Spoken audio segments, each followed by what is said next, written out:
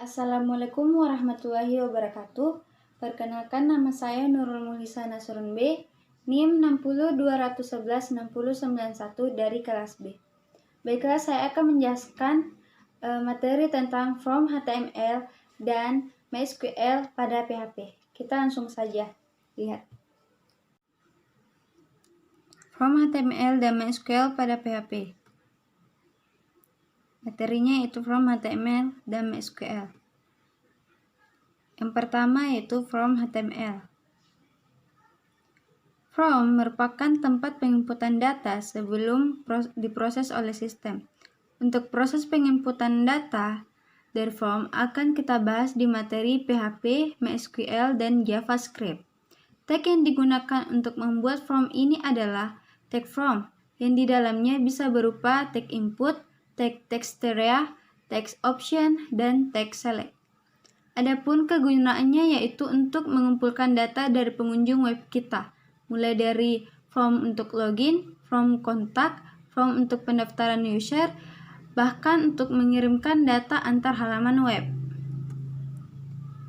Selanjutnya yaitu penggunaan atribut, di mana atribut action berisi alamat URL yang di mana data from tersebut akan dikirim. Kita isi atribut action dengan proses .php sehingga ketika tombol submit diklik, maka data from tersebut dikirim ke localhost from process.php.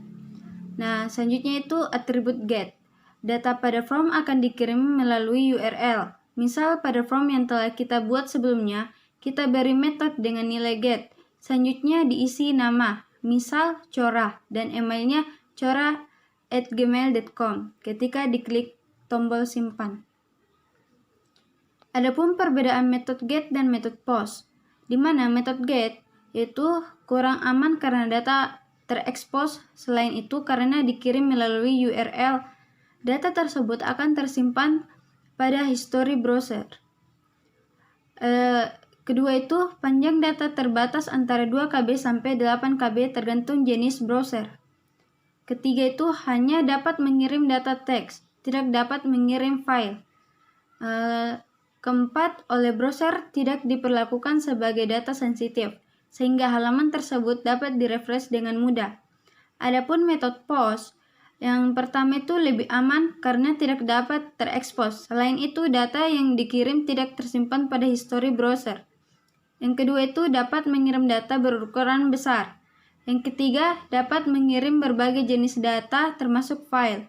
Yang terakhir itu oleh browser diperlakukan sebagai data sensitif, sehingga ketika direfresh, browser akan meminta konfirmasi pengiriman ulang data. Baiklah, selanjutnya MySQL, di mana MySQL merupakan sistem manajemen basis data relasional open source yang dapat berjalan hampir di semua jenis platform seperti Linux, Unix, dan juga Windows.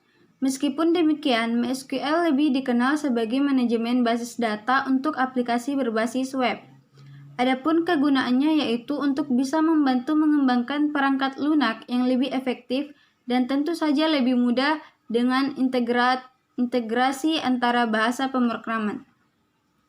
Contoh penggunaan from HTML dan database MySQL. Seperti inilah contohnya.